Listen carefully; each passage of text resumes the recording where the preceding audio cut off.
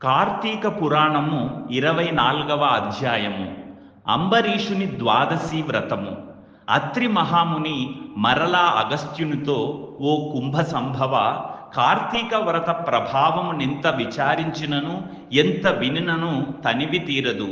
నాకు తెలిసినంత వరకు వివరింతును, ఆలకింపుము.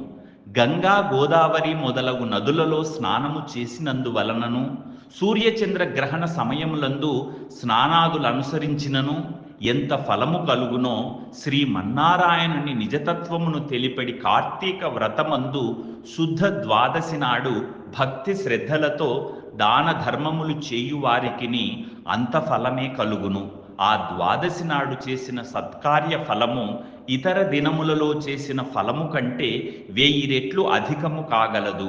ఆ ద్వాదశి వ్రతము చేయు విధానమెట్లో చెప్పెదను, వినుము. కార్తీక శుద్ధ దశమి రోజున పగటిపూట మాత్రమే భుజించి, ఆ మరునాడు అనగా ఏకాదశి రోజున వ్రతము చేయక శుష్కోపవాసము నుండి ద్వాదశి గడియలు వచ్చిన తరువాతనే భుజించవలయును. దీనికొక ఇతిహాసము కలదు, దానిని కూడా వివరించెదను, సావధానుడవై ఆలకింపుమని ఇట్లు చెప్పముచున్నాడు. పూర్వము అంబరీషుడను రాజు కలడు. అతడు పరమ భాగవతోత్తముడు, ద్వాదశి వ్రత ప్రియుడు. అంబరీషుడు ప్రతి ద్వాదశి నాడు తప్పకుండా వ్రతము చేయుచుండెడివాడు. ఒక ద్వాదశి నాడు ద్వాదశి గడియలు స్వల్పముగా నుండెను. అందుచే ఆ రోజు పెందలకడనే వ్రతమును ముగించి బ్రాహ్మణ సమారాధన చేయదలిచి సిద్ధముగా నుండెను. అదే సమయమున అచ్చటకు కోప స్వభావుడగు దుర్వాసుడు వచ్చెను. అంబరీషుడు ఆ మునిని గౌరవించి ద్వాదశి ఘడియలలో పారాయణము చేయవలయునుగాన తొందరగా స్నానమునకేగి రమ్మనమని కోరెను. దుర్వాసునందులకు అంగీకరించి సమీపమున గల నదికి స్నానమునకై వెడలెను. అంబరీషుడు ఎంతసేపు వేచియున్నను దుర్వాసుడు రాలేదు. ద్వాదశి ఘడియలు దాటిపోవుచున్నవి. అందుచేత అంబరీషుడు తనలో తానిట్లనుకొనెను, ఇంటికొచ్చిన దుర్వాసుని భోజనమునకు రమ్మంటిని. ఆ ముని నదికి స్నానమునకు వెళ్ళి ఎంతవరకు రాలేదు. బ్రాహ్మణునకు అతిథ్యమిత్తునని మాట ఇచ్చి భోజనం పెట్టకపోవుట మహాపాపము. అది గృహస్థునకు ధర్మము కాదు. ఆయన వచ్చు వరకు ఆగిదిన ద్వాదశి ఘడియలు దాటిపోవును, వ్రతభంగమగును. ఈ ముని మహాకోప స్వభావము గలవాడు. ఆయన రాకుండా నేను భుజించినా నన్ను శపించును. నాకేమియూ తోచుకున్నది. బ్రాహ్మణ భోజనము అతిక్రమించరాదు, ద్వాదశి గడియలు మించిపోకూడదు. గడియలు దాటిపోయిన పిదప భుజించిన ఎడల హరిభక్తిని వదిలిన వాడగుదును. ఏకాదశి నాడున్న ఉపవాసము నిష్ఫలమగును. ద్వాదశి విడిచి భుజించిన భగవంతునకు భోజనము చేసిన దుర్వాసునకు కోపం వచ్చును. అదియునుగాక ఈ నియమమును నేను అతిక్రమించిన ఎడల వెనుకటి జన్మయందు చేసిన పుణ్యములు నశించును. దానికి ప్రాయశ్చిత్తము లేదు అని ఆలోచించి, బ్రాహ్మణ శాపమునకు భయము లేదు, ఆ భయమును శ్రీ మహావిష్ణువే పోగొట్టగలడు. కావున నేను ద్వాదశి గడియలలో భోజనము చేయుటయే ఉత్తమము. అయినను పెద్దలతో ఆలోచించుట మంచిదని సర్వజ్ఞులైన కొందరు పండితులను రప్పించి వారితో ఇట్లు చెప్పెను. ఓ పండిత శ్రేష్ఠులారా, నిన్నటి దినమున ఏకాదశి యగుటం చేసి నేను కటిక ఉపవాసము ఉంటిని.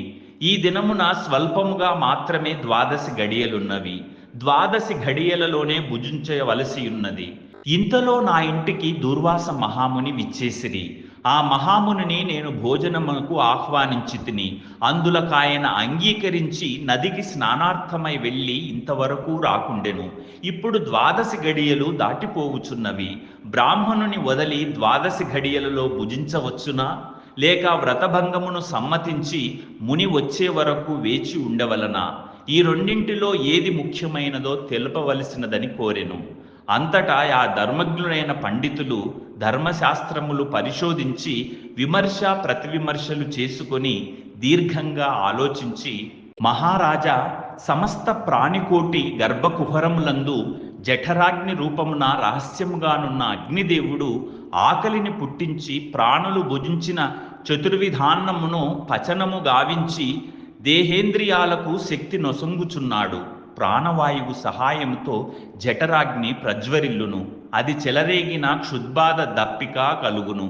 ఆ తపము చల్లార్చవలెనన్న అన్నము నీరు పుచ్చుకొని శాంతపరచవలెను. శరీరమునకు శక్తి కలుగజేయువాడు అగ్నిదేవుడు. దేవతలందరికంటే అధికుడైన దేవ పూజ్యుడైనాడు. ఆ అగ్నిదేవునందరూ సదా పూజించవలెను. గృహస్థు ఇంటికి వచ్చిన అతిథి కడజాతి వాడైనను భోజనమిడుదునని చెప్పి వానికి పెట్టకుండా తినరాదు. అందులోనూ వేదాంగ విద్యా విశారదుడును మహాతపస్శాలియు సదాచార సంపన్నుడును అయిన దుర్వాస మహామునుని భోజనమునకు పిలిచి తనకి పెట్టకుండా తాను భుజించుట వలన మహాపాపము కలుగును. అందువలన ఆయుక్షీణము కలుగును. దుర్వాసునంతటి వానిని అవమానమొనరించిన పాపము సంప్రాప్తమగును అని విశదపరిచిరి. ఇట్లు స్కాంద పురాణాంతర్గత వశిష్ఠ ప్రోక్త కార్తీక మహత్యమందలి 4వ అధ్యాయము 24వ రోజు పారాయణము సమాప్తము. Hi, this is Shiva Reddy, Tollywood movie and mimicry artist. ATV Health, ATV Devotional and ATV News. Please subscribe, like and share.